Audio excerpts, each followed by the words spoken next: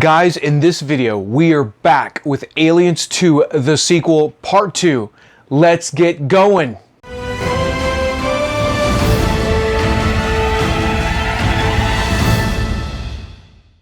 Guys, welcome back to Drawing Conversations. I am your dedicated nerd, host, and artist, Danny Fisher. Now today we are drawing Aliens 2, the sequel, part 2. Now listen, if you haven't seen part 1, go back, watch part 1. For those of you who have, thank you so much for your patience. Let's get going. My guest is a Marine who served from 2001 to 2009, was deployed in conjunction with Operation Iraqi Freedom as well as Operation Enduring Freedom. You can find him across social media at GeekSpot at GameSpot82, which is dedicated to tabletop and video game review, as well as all types of pop culture nerd genre. Please welcome Cale Galloway. 2 helpings of kale a day. Minimum, sir. Minimum. Cale, how goes it? How have you been doing? Fantastic, man. Thank you for having me back on. I'm looking forward to finishing out this conversation with you, my friend. Man, it is an absolute pleasure to have you on board. So, hey, and when we left off, man, the carrier went down. Bill Paxton gave that epic line. It's game over, man. It's game over. Oh, it's beautiful. And we lead straight into where it's really Ripley and Hicks who pulled together, and they're like, no, we're going to fall back to the base. We're going to put together a plan of attack. We're going to figure this out. And then they realize that during their engagement at the nuclear reactor, they damaged it. And instead of having perhaps years of energy and atmosphere, they're down to hours. Not just of energy and atmosphere, but of survivability, because that thing is going to blow up like you have never seen. Exactly. You think of a nuclear reactor near you. Imagine it just going nuclear. I mean, they're about to drop the frozen turkey into the boiling hot oil, right? It's not going to end well. It's just going to go everywhere, and everyone's going to die. Everyone's dead. Like, you cannot outrun this. They don't have transportation to get far enough away at this point. So cool watching this training montage or setup montage where they're setting up the turrets. They are sealing welding doors. Yes. Right. They're playing life-size tower defense, and you're just waiting for Eye of the Tiger to kick in. Totally. At any point they're in that. Getting stronger. Maybe Rocky runs by with his group of kids behind him. But welding corridors. Yeah, totally. That's right. They're high-fiving. Somebody's got their shirt off for no reason. All those things. All those things. But you think it's going to be enough, you right? Come out of this. Well, obviously they did, because they all reconvene in that main, storage room, I guess it was. Mm-hmm. Mm-hmm. And then out of this great moment, you just hear. Ooh, it's coming. Oh my God! And it's Hudson's motion scanner signaling something is approaching. So good. It is. And to me, this is one of the best scenes from the horror side of the film, because you know what it is. We all know what it is. Mm-hmm. And you're just listening to that ping. And then it starts picking up. And then you see the blips on the screen, and it's not just one. It's, hundreds. It's like a mass maybe thousands, of flesh. I don't know at this point. Yes, a mound of flesh. But you're like, all right, we've got the sentries guns set up. We've got the doors welded. We should be okay, right? Then you start hearing the turrets. At first you just hear them, scanning side to side looking for, a target. But then the targets start appearing, and you just hear them going off. And each one of these, I think, had 500 rounds. And I want to say there was like 5 turrets set up with 500 rounds each. And they go through this, and I mean, in the time frame of the movie, it was like 30 seconds, I feel like. They were just coming, dude. So in real lifetime, it was maybe 5 minutes that it took for them to do this. Mm-hmm. And then you start hearing click, click, click, click, click, click, click, as the turrets are still scanning side to side, but now they're running out of ammunition. Oh. Then you've got, the sound of them trying to break through that door. Now, luckily, they welded it shut. So then you hear them retreat. And everybody takes a sigh of relief. Okay, we might be okay here. Maybe that was it, right? But they didn't go away. The blips are still on the screen. And now, they're at the door in front of the storage room that they're in. The scanner ain't wrong, man. The scanner ain't wrong. Now they're in the room. Now they're 5 meters away from them. That's nothing. That's nothing. So Hicks being, the de facto leader at this point, stands up on a crate and pokes his head through the drop ceiling. And if we're ever in the future, I hope we are away from drop ceilings by this point. Just a little tangent there. But as he slowly raises his head up the drop ceiling, almost looking like, the old Kilroy comic. You just see his eyes, and then, his eyes adjust, and you see creepy crawlers in the attic. And Oh I'm not my talking about spiders. I'm talking about a phalanx of xenomorphs. Just coming the at you. ceiling. They're coming. They're coming. Oh, Yeah. God. So this whole horde just descends on them, and it goes, again, from bad to worse. I mean, they're just lighting them up, and you don't think... It's like it doesn't stop. It doesn't stop. Like, it is like... It's almost desensitizes you, but it's still beautiful. It's amazing. And I haven't said this, but this movie, there's no CGI. There's no computer-generated images. This is just... miniatures. It is real pyrotechnics. It's proper use of lighting, of space, of knowing the angles practical. of the camera. It is practical. It is amazing effects. So all this happens. The Marines finally kick in the door that Burke locked them out of, and they're trying to find a way to withdraw. I don't want to say, retreat, but they're trying to withdraw from the current battlefield.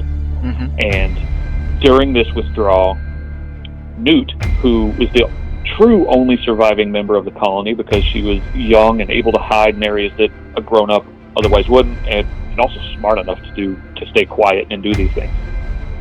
Just a little girl gets separated, and this is the callback to I was talking about earlier, where Ripley's motherly instincts overtake her common sense, and she just goes crazy. Oh my God! Trying to save Newt, Obsessed, right? bro. To the point where, she's literally jumping into harm's way to try to save Newt. Oh, completely, completely.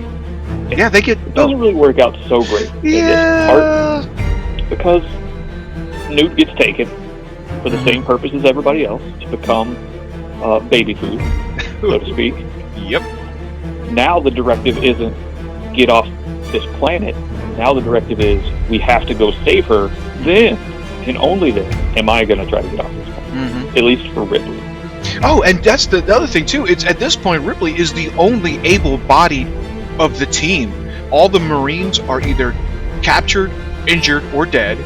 It's just her on this planet, and she's like, I'm not leaving this planet without Newt. I'm not leaving without my baby. And she goes into the lion's den. I mean, but locked, cocked, and ready to rock, armed to the teeth, grenades, flamethrowers, pulse rifle, ready to rock. And then she makes it all the way, and we find the face of evil, the stuff of nightmares. It's the one thing that we've been alluding to the entire film, and that's the Queen. The one thing that haven't seen. The Queen! Holy crap. I mean, is she like 20 feet tall? Like at least? Maybe 30 at full height?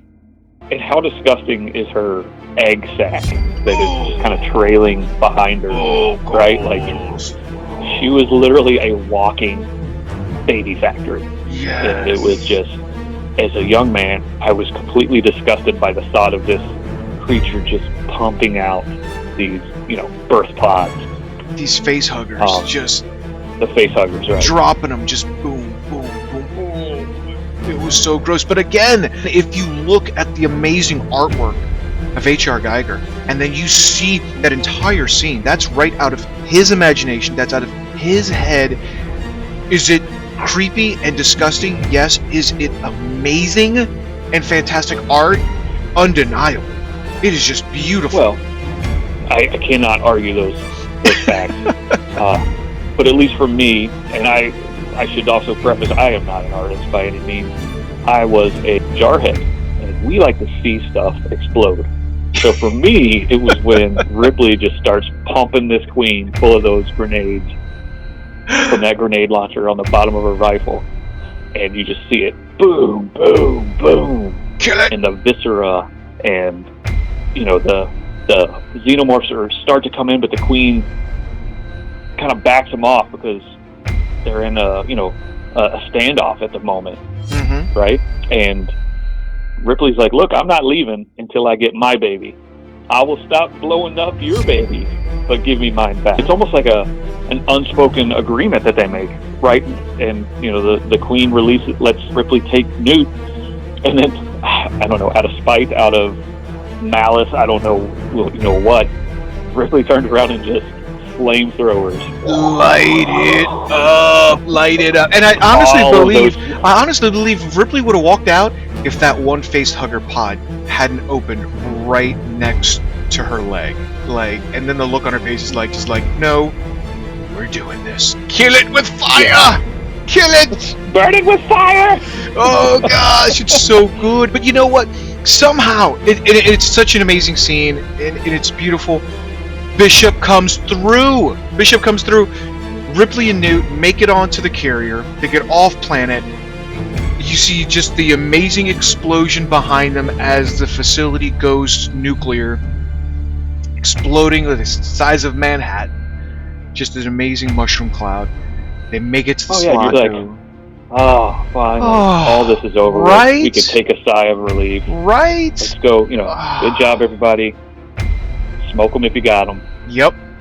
And even Bishop comes out and is, she kind of makes amends with Bishop after being cold to him at first, which I think we could all understand after the first experience she had with the synthetic. Yep. But absolutely. Wouldn't you know, in the middle of their touching moment, the synthetic gets touched by the queen through the back. That's right, man. The chestburster 2.0, right? Because it almost looks like that same scene from the first one, where it just explodes through his chest, and you're like, OMG, I was not prepared for another one of these. Was not ready for exactly. It goes again from that bad to worse. And James Cameron, you love yourself some mech suits. That's right. Look to you, Avatar. You love some big mech suits. Hey, you love. Oh, he does. And that was Film School 101. Also, because that was Chekhov's gun, because he showed us that mech suit in the beginning. And that after about 30 minutes in, when she's doing the loading. So when you saw it there, you're like, man, I wonder what kind of damage that thing could really do. Well, now he's going to show us exactly what that thing can do. I'm pretty sure Ripley invented Tybo, because if you watch her, man, she's putting the moves on the queen with this mech suit. And this is really the make it or break it point, because there's no more tricks, there's no more resources to pull on. This thing is in your house. It is on your turf, the point where you have got to fight or finish. There's no place to go. Yeah. You're in space, man. This is a good old-fashioned street fight right here. No rules. It's going to get so good. And guys, for everyone at home, this is the point where I challenge you. No more spoilers. Go out, watch this film. You will not be let down. If you're at home, man, you've got to leave a comment. Tell me what your favorite scene was. Gale, man, thank you so much for nerd raging with me and just having a good old time. I look forward to doing it again. Absolutely. Well, hey, till next time, I love your face, and I will holler at you later, brother.